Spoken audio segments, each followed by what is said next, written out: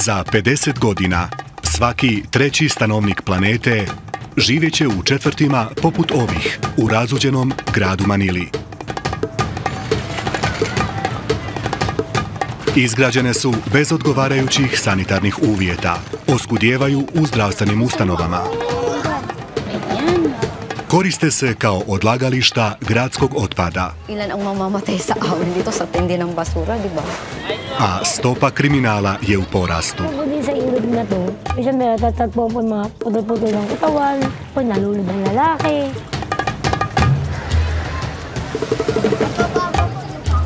Međutim, siromaštvo i haos nisu njihov jedini problem. Mnoge generacije su živjele u ovim četvrtima, gdje su radili, preživljavali i težili ka većem.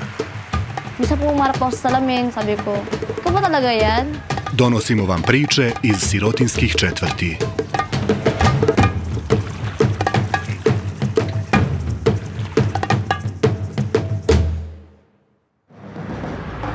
It's the end of the typhoon season, and local election fever is sweeping Manila.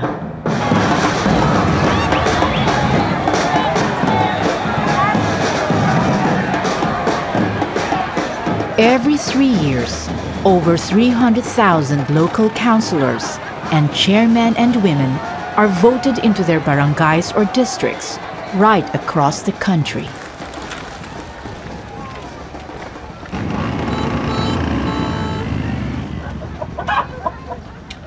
Arnold Burani is a local businessman in Aroma slum and is standing as a councillor in the upcoming elections.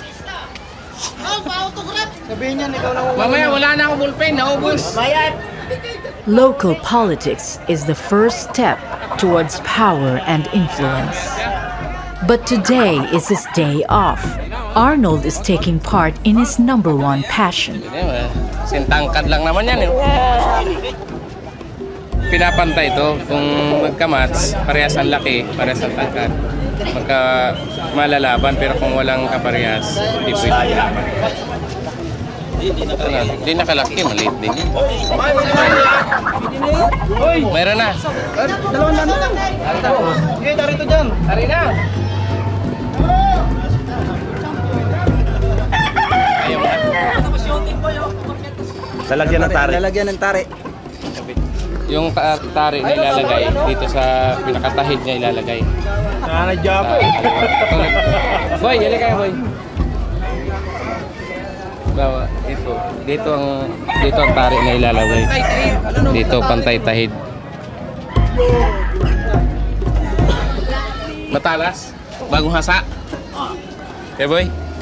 Hindi bagong hasa.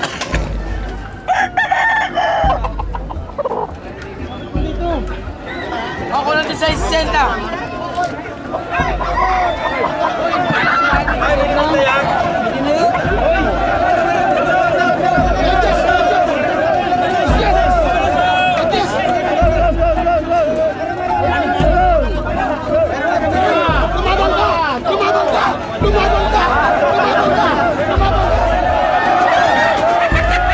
Today, Arnold watches from the sidelines. But soon he'll be in a far more dangerous arena of local politics.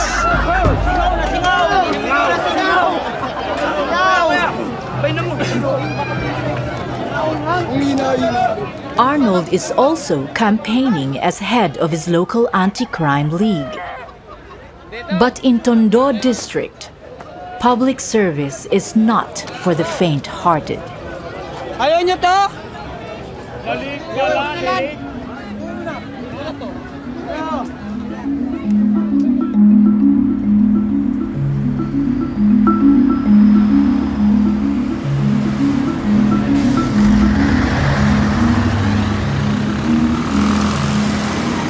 Ito na, lagyan mo dun sa ibabaw. Jomar coming, Jomar! Jomar! Dala ba ni Jomar yung radyo niya? Tatalian lang. Kaya naitalian mo. Vicky Reyes is standing for re-election as chairwoman of her local barangay. But today, politics takes a back seat as she's organizing a birthday procession for her patron saint. Wala pa yung ate-atehan, ka LB? Sabihin mo na, anong oras na? Basta na yun. Saan lolo mo? Hanapin mga drummer. Ito'y tradisyon ko na, namana ko na sa mga magulang ko. Since bata pa ako, deboto na ako sa aming mahal na patron. Vicky is not only barangay chairwoman, but also a mother of 6 and a working midwife. Eh nga lang, bata, magugulat ka. Sipin mo ba, lahat ng batang yan, mga nilabas ko yan? Yung mga yan? Ang babait niyan.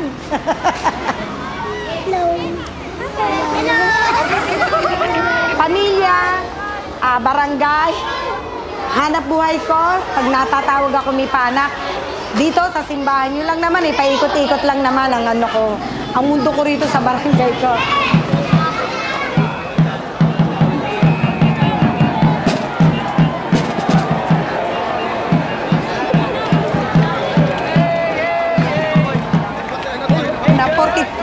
Bilang chairman, hindi ako nagtatago, humaharap ako kung sino ako at kung anong pagkatao sa kanila. Nilalabas ko sila kahit nasaan kami o nasaan ako.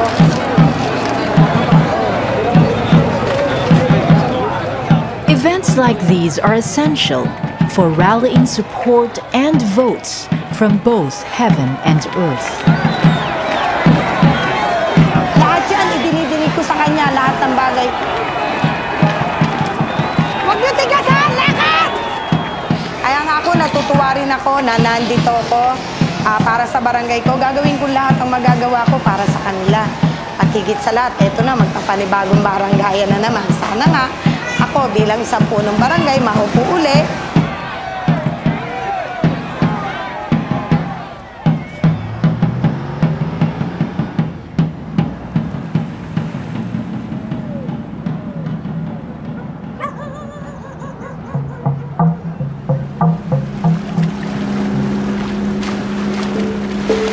Councilor Dennis Alcoreza is Tondo's representative at Manila City Hall and is considered a man of power and influence. With barangay elections only 5 weeks away, he's touring his district. Tondo is the largest district and one of the densest population in the world. I think we have about how many? 25,000 per square kilometer.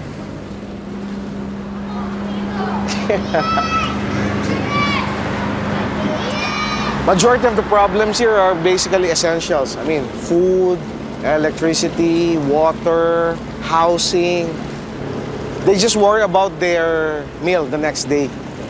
They live life day by day. They don't expect a lot from government.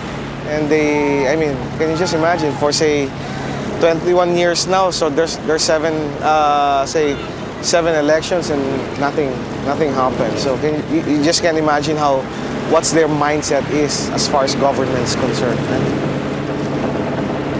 It's becoming more expensive because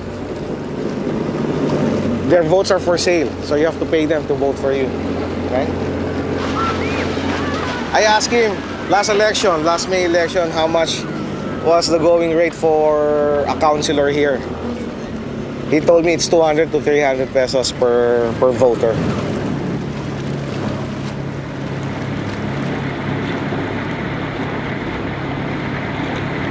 They say if you win in Tondo, you become mayor of Manila.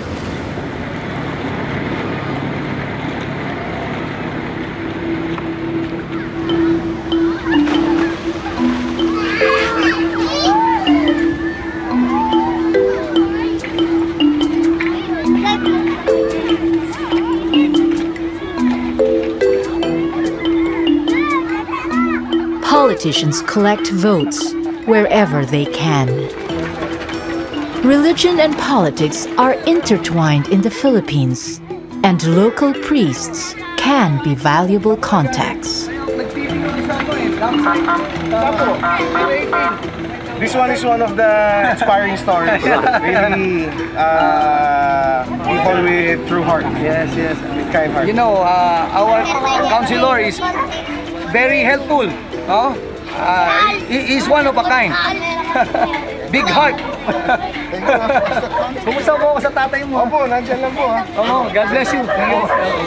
Araw-araw po ba kayo dyan napapaano? Hindi, ano ko, Wednesday, Saturday. Baka papadala mo namin. Oo, kahit itlog lang, sir. Padala mo ang itlog lang. Buto-buto naman. Sige. Masarap yun. Thank you po. God bless. The counselor may be fishing for votes. Self-appointed Pastor Ramil is more interested in fishing for souls. Kaya yung sa tatlo na yan, wala akong pinapanigan. Kahit pa pumunta sila, wala akong pinapanigan. Kasi naniniwala nga ako na ang pamumunuan galing sa Diyos.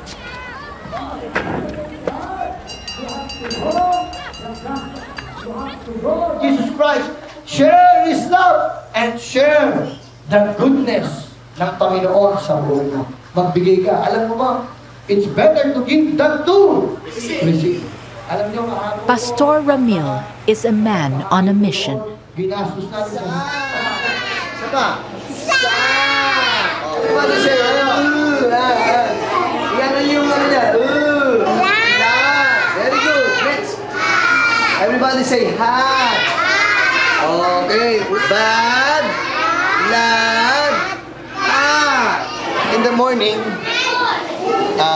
we divided the rooms. So this is, in the morning we have about 12 children or students. And then in the afternoon we have about 34 students. It's all free. So me and my wife is the teachers. Say hello to our visitors. Say hello. Come on, sabihin nyo hello. So, and then in the evening, we have 8 people who are sleeping in the night. Actually, ang pinaka main focus ko rito, na gusto kong, yung goal ko talaga, yung mga tao makakilala kay Kristo. Yung mga pagtulong ko, yung mga eskwelahan, papiding, yung gift giving, yung pagtulong sa mga may sakit, ano na lang yan sekundaryo na lang yan. Pero ang pinakamainam dito, yung paghahayag ng mabuting balita, pag-aaral ng salita ng Diyos. Yan.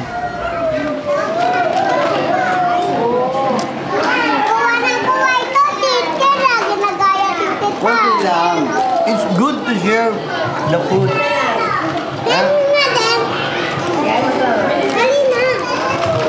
Very good.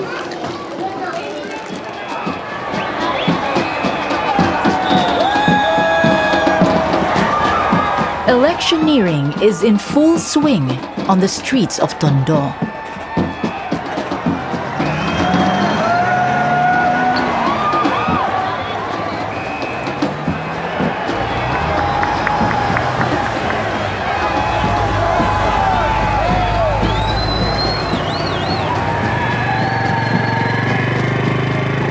Si Madam Chairwoman Lenny Reyes. Lenny Reyes ang May ina-entertain pa po Hot favorite to become the new chairwoman of Barangay 105 is Lenny Reyes. ang gaganda niyo! Nanay mo! Saan? Diyan sa kabila pa! Lenny is the wife of the current chairman, who's already served the maximum of 9 years. Ilagay po natin sa inyong mga baluta, Chairwoman Madam Lenny Reyes, Chairman ng Barangay 105, ang butihing magdahay ni Chairman Tito Reyes. Ay, malakas pa ang aming partido. Alam niyo, may pagkakaisa. Ang bawat dumarating kami, sinasalubong kami na masaya. Nakangiti sa kanilang mga mata. Kaya po ako, umaasa ako na sa tulong ng Diyos, ako'y palarin. Kaya magpinsan. Salamat po. Madam Lenny po, sa balota. Sarap yan, kuya. Pagkareta, sarap.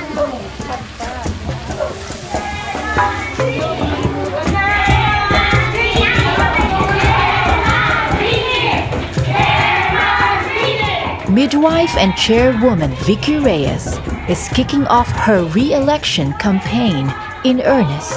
Hello po, Mare. Good morning po sa inyong lahat. Muli po ang inyong punong barangay. Humingi po ng konting suporta. Naku, nakalimutan ko si kagandahan din. Pakiabot. Salamat, salamat! Siguro, na-appreciate ko ngayon sa mga taong, sa mga daang na nadadaanan nila na hindi na katulad nun na lubak-lubak. Hindi na, wala nang mga kahoy, wala nang lupa, at least sa mga bata nakakapaglaro. Mabuti natin, chairman! Nandito na! Hello po, good morning po sa inyong lahat. Hello po, magandang umaga po. Muli po sa inyo, humingi po ako sa inyo ng konting tulong. Yes na yes. Dito naman sa kampanya namin kasi 3 kami tumatakbo. Kaya lang sabi ko nga, may mga nangyayaring aksidenteng hindi mo masasabi yung iba. Nagkakaroon ng conflict dahil nga siyempre, labanan na yan eh. Maraming salamat sa inyo. Unahan ko na si Belen. Ikaw marami ka sheting ginagawa sa akin. Meron daw. Ilan ba inanak ko sa'yo? Para ka na may personal. Hello po. Good morning po sa inyong lahat. Muli po ang inyong punong barangay. Humihingi po sa inyo.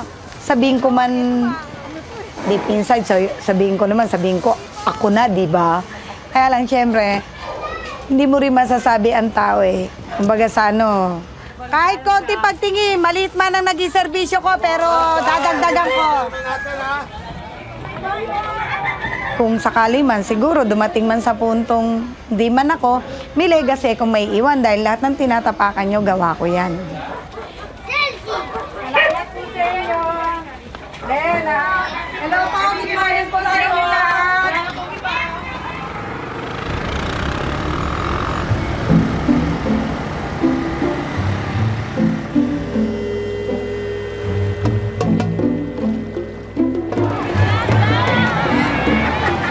It's 2 weeks to the election, and candidate supporters walk the streets seeking votes. Pahingi naman ako. Ano na maringga? Among them is Babes Borines from the local charcoal making community. Sa tunay na pagbabago ng Barangay 105 Zone A, District 1. Hello po, kami muli kumakatok sa inyong mga puso at isipan. Ang Team Marlin po ay humihingi ng suporta para matupad ang tunay na pagbabago ng Barangay 105 Zone A, District 1. Nakatandang ko yung babae na yan naglalabas.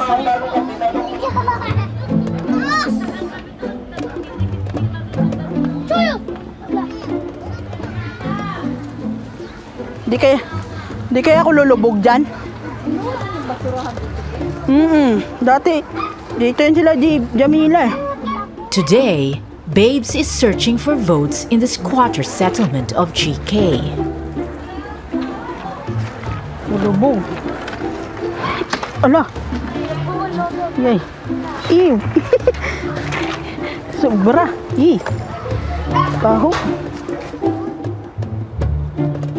GK sprang up among the ruins of abandoned warehouses.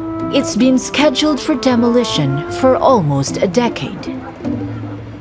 This is where Erlinda Adelia calls home. Nasa loob po tayo ng GK. Yan, makikita nyo dyan, mga bahay, mga mamayan. Saka, ayan, nakikita nyo yung baha. Ayan, ganyan kami dito, araw-araw. Ayan, nakikita nyo, marumi. Ngayon lang itong, bali itong taon lang na ito na simula nung bumagyo. Bali na ano yung baha namin, na stuck kasi nga wala kaming kanal. Ayun ang bahay ko. Yun, nakabukas na yun. Yung pinto, yung diretso, yan.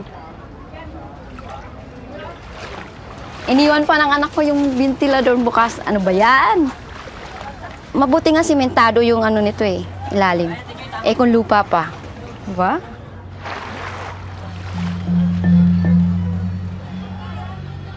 Kahit kami naman binabaha dati nung dumadaloy ang tubig, hindi naman ganito kaitim, tsaka hindi ganito mabaho. Ngayon mabaho na eh. Siyempre nai-stuck na, di ba?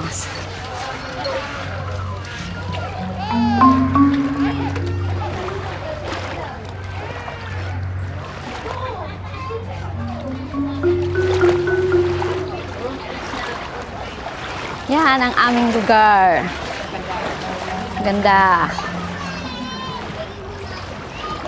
Ang hirap din kaya kahit nandito ka sa siyudad. Kaya nga, sabi ko nga minsan, buti pala sa probinsya na lang kami. Oh, hindi naman ako lumaki ng talagang miserable ang lugar.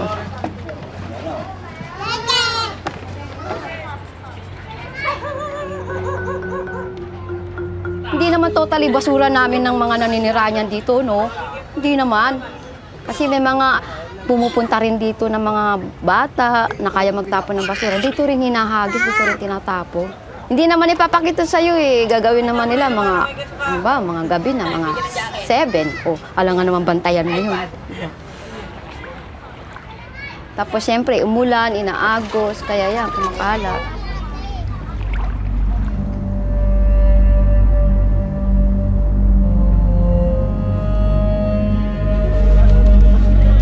Tragedy has struck in Aroma.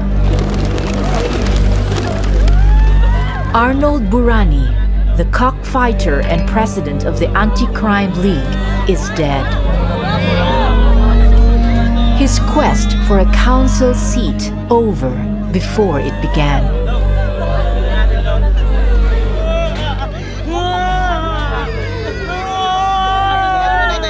A man wearing a ski mask walked up to Arnold and shot him 4 times.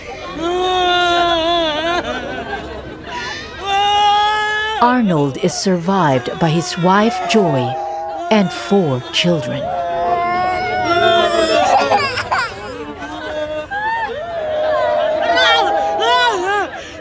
Kasi kadikit naman namin yung asawa. Oo, si Joy. Kadikit namin. Nung kumari kami. Tsaka mahirap maging asset ka ng pulis. Si asset siya ng pulis, diba? Kasi siyang nagpahuli dyan.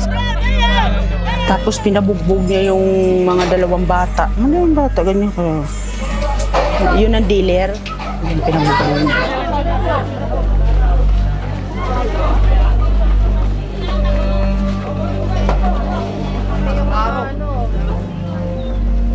Kasi tatakbo sana yun siya ng Kagawa din itong October.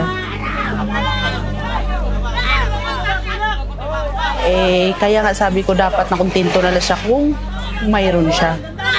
Hindi na siya humangad ng iba na sumikat siya or makilala siya.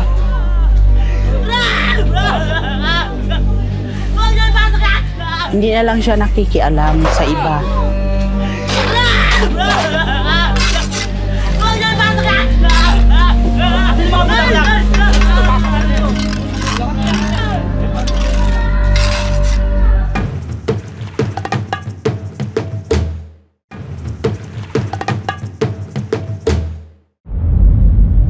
Election season is raging in the Manila slums, but for one day at least, the campaigning is halted. A fire has decimated a squatter settlement in Tondo. 300 houses have been destroyed, and 1 life lost.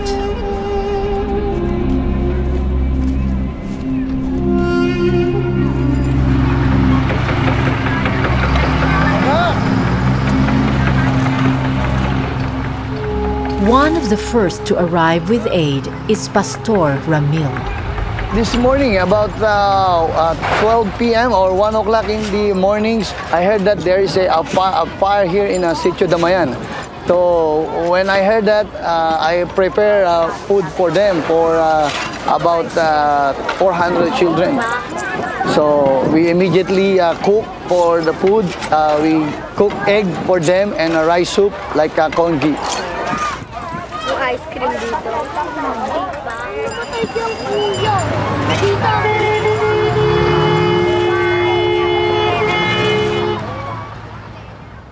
The fire comes at the end of the typhoon season, so the evacuation centers are already full to bursting. The centers provide shelter and food, if they can get hold of any.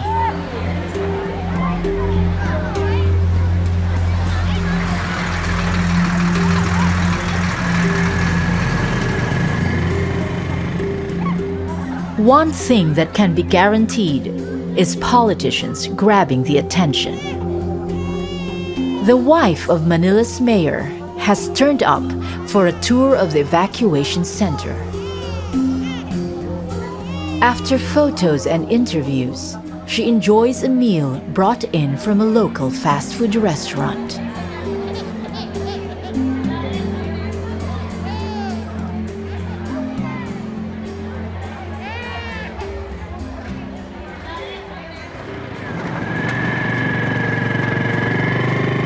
There's no shortage of evacuation centers for politicians to visit. The vice mayor has arrived at one to distribute food and toiletries.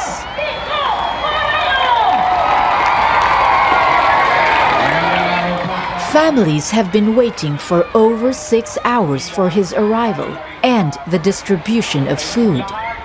Makakaasa po kayo na kami ni Pangulong Mayor Erap ay patuloy na magmamalasakit at makikiisa sa lahat ng programang pwedeng itaguyod dito po sa ating lugar, sa lugar ninyo sa Pasayko. Magandang araw po muli at pagpalain nawa kayo ng buong magabang.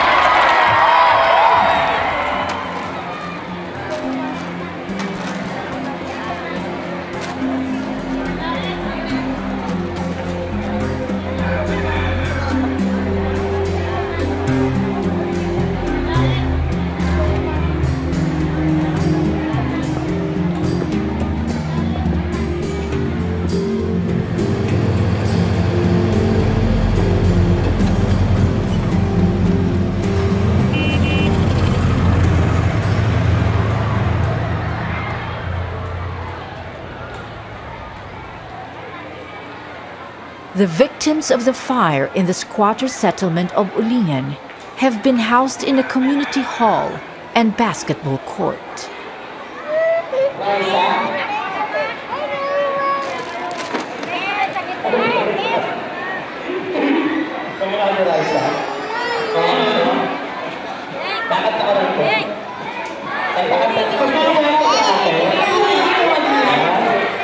Pastor Ramil arrives once again with aid and his encouraging words. Talagang, hindi laging patag. May mga pagkakataon na bago-bagong din. Actually, lumaki kami sa isang mahirap na pamilya. Ang tatay ko ay lasinggero, ang nanay ko ay nagtitinda lang. Siguro nandun kayo sa rock road, pero naniniwala ako na mahal kayo ng Diyos. Sabi ko nga sa katabi mo, mahal ka ng Diyos. Pwede ba natin mahal ka ng Diyos yan? Okay. Nung 15 years old ako, ay nakilala ko na si Ramil. Kasi sikat siya dun sa lugar namin dahil basketball player siya at saka sa dami-dami ng dumaan sa buhay ko, grabe, hindi ko mabilang yung mga babae lahat. Simula't simula pa, alam ko na siya na talaga kasi 20 years old na ako, nagpakasal kami. And nagsasabi siya sa akin na gusto niya magpastor. Ang pagkakaalam ko sa pastor, mahirap. Tapos, walang sweldo. Ano ba yun ang kakaya? Walang sweldo, kaya parang tinanggihan ko. Sabi ko, wag ka magpastor. Sabi ko sa kanya. Naging naging singer siya sa club. So, meron ko may konting gift lang, no? Konting gift lang ko sa inyo at napapalain kayo ng Panginoon. Ha? Okay. God bless you. Ha? Pati mga kliyente ko, nagiging babae na. So, ganun katindi yung karisma ko na pag nakipag-usap, ganun. Kasi nga, sanay na ako. God bless you. Kasi nga gusto ko ng maraming pera. Nakikipag-relation ako sa mga babae na matatanda, matrona, mga bakla. So, ganun yung buhay ko. Pwede ba mag-pray sa inyo? Okay, sige po. Pwede ba natin i-close yung mga mata natin? Everyday, nag-aaway kami. Hindi maganda yung pagsasama namin. Sabi ko, siguro yun yung way ng God para maalala natin siya. Naalala nga namin si Lord. salamat po at pagpapalain po sila. Ito po ang aming samudalamin sa pangalan ng Susay Bulan, magsabi ng amin. Amen. God bless you. Mahal po kayo ng Panginoon. God bless you. Salamat po.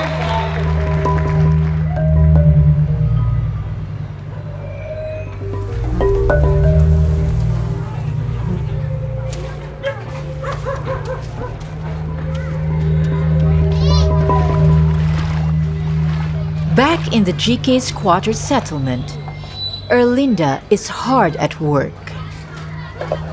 Dito ko kasi kinukuha yung baon ng kahapon, yung bunso ko. Dito ko kinukuha. Dito ko na talaga kinukuha yung pambaon, tsaka dito ko rin kinukuha yung pang-almusal ko, pang-kape. Kaya mahalaga sa akin kahit na hirap ka at mura lang ang bayad. Erlinda earns about $2 a day peeling garlic. Baba, itong balat ng basura namin, yan, dyan namin tinatapon.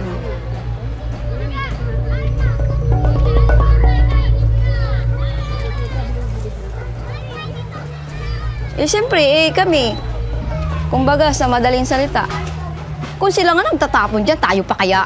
O di dyan na rin tayo tapon. Pero kung ang nanunungkulan ang nagsisita o kaya inaalagaan, hindi kasi ganyan yan. Kumbaga, siyempre sila ang ginagalang, di ba? Ganun dapat.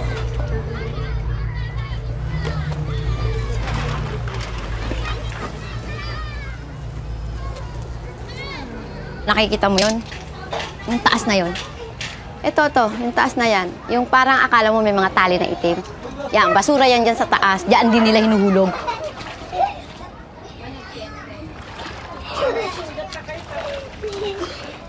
Ilan ang mamamatay sa amin dito sa lugar na to sa tindi ng basura, di ba? Huwag na lang yung mga matatanda, yung mga bata na lang, yung hindi kakayanin ng bakterya, di ba? Hindi ba sila naaawa nun? Sila ang may power, dapat anuhin nila. Even the smallest of slums contain potential voters, and candidate Madame Lenny braves the rubbish and garlic peelings of GK on her campaign drive. Ako po yung aking plataforma, gusto ko pong sana nakita ko yung mga sitwasyon dito sa ating likod. Pag ako po inalal ng itinalat, nilagay muli sa barangay, ito po mga basurang ito ay tatanggalin natin, ipasakay natin sa dump truck. At tapos gagawa tayo ng drainage para patungong dagat. Hindi lang papansin to, kaya minsan yung mga tao, linalagyan lang nila dyan. Pagtalikod mo, tinatambak nila. Kahit anong bantay, minsan nilalagay dyan. Dapat ilalagay nila sa truck na dumarating. May pumapasok naman truck eh. Minsan katamaran ng tao, nilalagay nila dyan.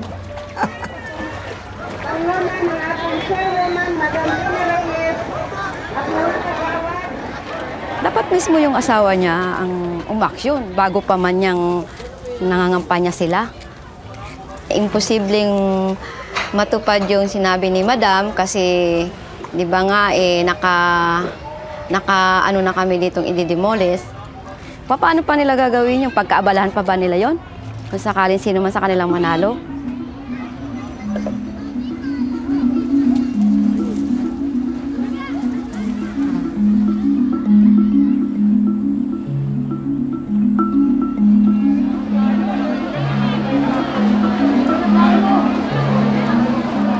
Election day has arrived in the Philippines.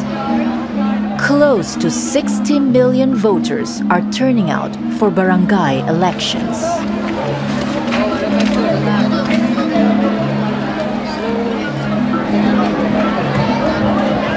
Daso Ronaldo Victoria.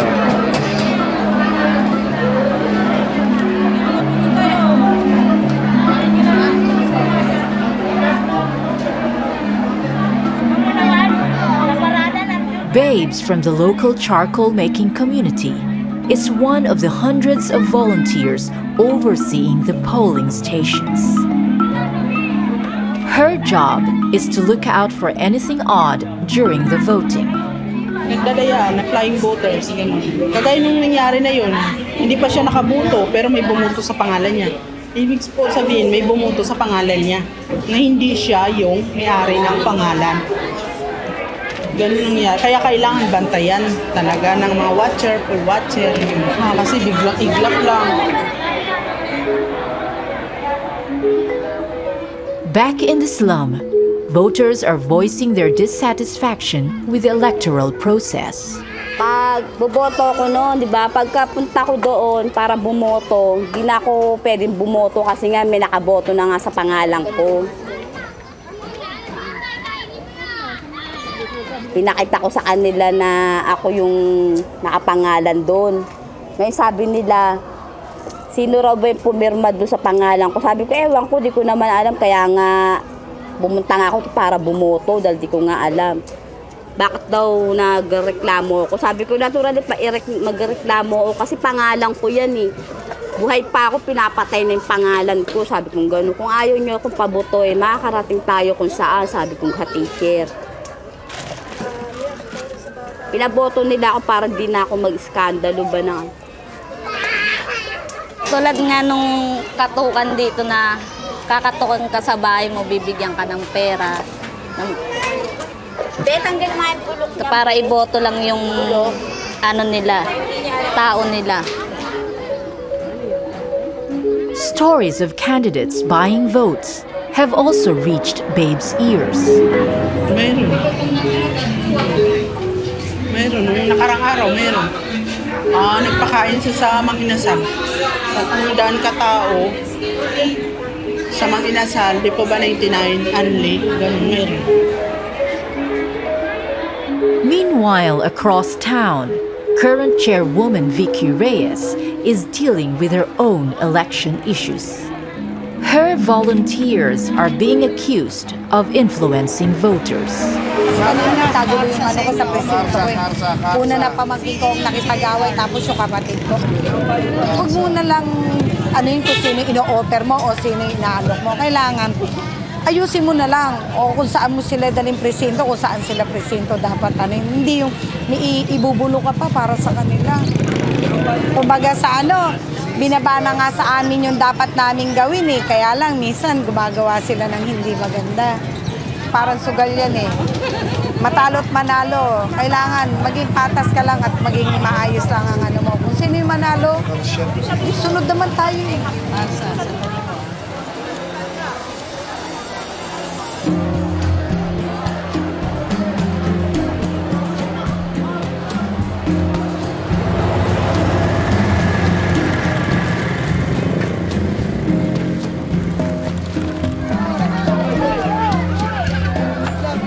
It's been 5 days since the fire in the slum, and Pastor Ramil has raised enough money to feed the children.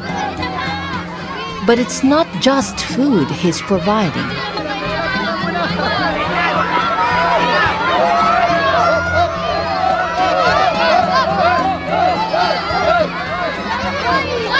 Marami to! Makinig kayo ha! Nagsisimula ako sa mga bata. So I love children. Ginagawa ko kaya pinifeed ko yung mga bata, hindi lang ng pagkain, pati ng Word of God. Oh, marami to! Huwag kayong mag-alala. Huwag kayong magtutulakan, marami to. Oh, sige. Tayo, huwag magtutulakan ha. Oh, sige.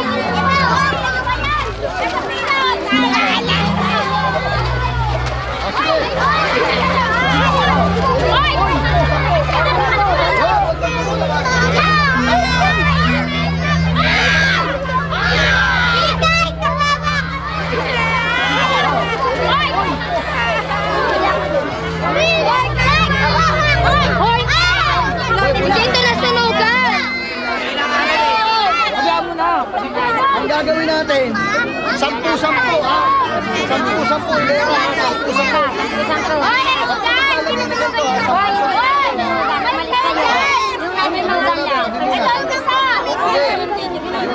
Thank you, Lord! Sabihin mo, thank you, Lord! Thank you, Lord! Thank you, Jesus! Thank you, Jesus! Ipahayag namin ang salita ng Panginoon at gawin namin silang disipulo ng Diyos. Yun ang mission namin. Pero hindi naman siya na magiging makikinig kung wala nang kain. God is good to me. Isa pa. God is good to me. He holds my hand and make me stand. God is good to me. Sabi mo sa katabi mo, God is good to you. Isa pa. God is good to you. He holds my hand and make you stand. God is good to you. God is good to us. 1, 2, ready, go. God bless you. Oh, ano? Ilamos ka daw, be, ha? Naligo ka mamaya, ha? Naligo ka mamaya, ha? Oo ka na. God bless you, be. Daing ka.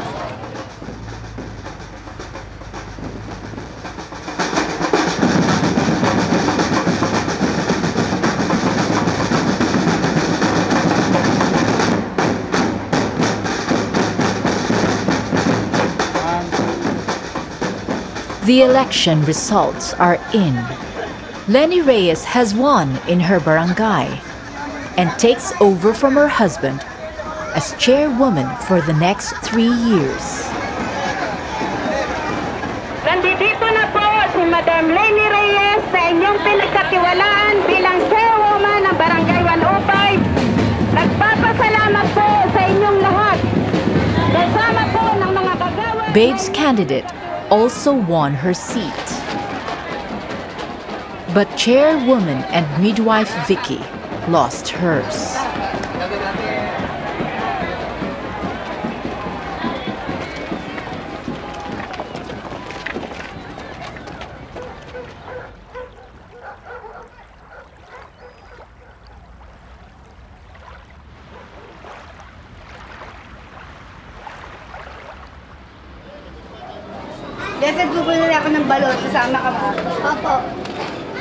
With the elections over and the pastor less in demand, he can finally relax with his family.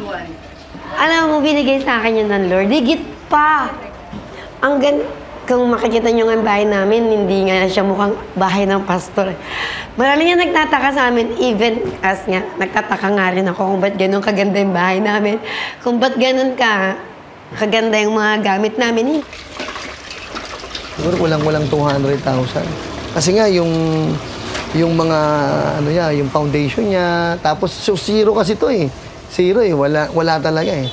So mabuti ang God at nag-provide siya. Hindi ko alam kung saan kinuha yung pera. Tawagan kita mamaya, ha? Okay, sige. Okay, bye-bye. Yung iba nga mga pangit yung mga kaisipan, pinag-iisipan kami ng pangit. Saan daw galing yung pera namin? Lagi ko sinasabi kay Lord. Minsan may chismis kay pastor, may gusto daw si pastor doon. Tapos tatanungin ko siya, totoo ba yun, sweetheart? Sasabihin niya, hindi totoo yun. Naniniwala agad ako. Naniniwala agad ako dahil hindi ko niloloko yung sarili ko dahil tanginguna ako, hindi. Naniniwala ako dahil yun ang nilagay ng Panginoon sa puso ko. Kahit maraming tukso, pero minsan, alam mo na, di ba? Pero ang Panginoon mabait talaga. He is very good to me. Okay. So, I have to go, ha? Another appointment. Meron akong appointment.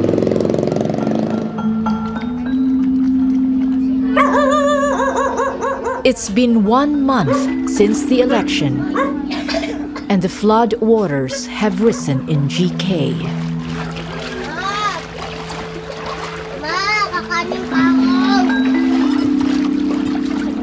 Kagaya niyan, kaya may tubig ulit, di ba umulan nung nakaraang araw?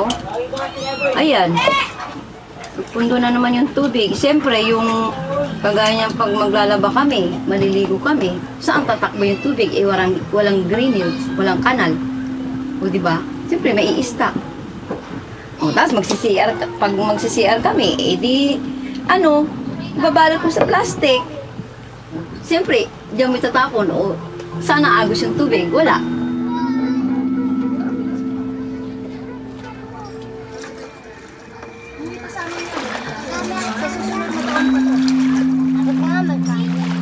Campaign promises to improve the drainage and clear the garbage, haven't materialized.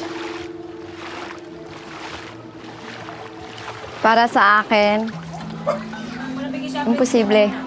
Hindi na nila magagawa yun kasi naka-ano na kami dito eh. Naka-plano na kami i-demolish eh. O, sabihin na lang natin, hayaan mo na yan. I-demolish na naman sila.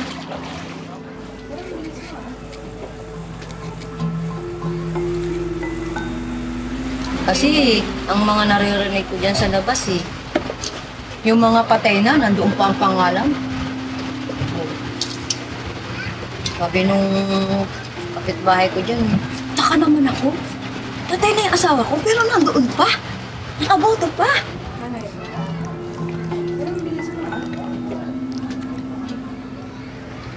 Ako, wala kang makikita dito, kundi yan, bad. Pangit. Pangit na view. Ano ba makikita mo ditong maganda? Wala. O, kagaya yung bahay ko. O, ayan, makikita mo ba yan? O, ano, pangit. Ay, naku, wala kang makikita maganda rito.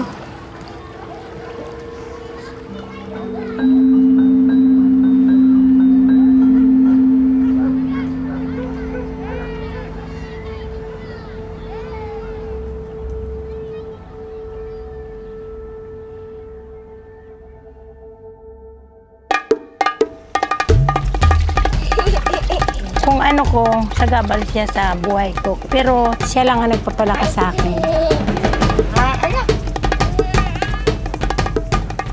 Limang araw kami walang ganun.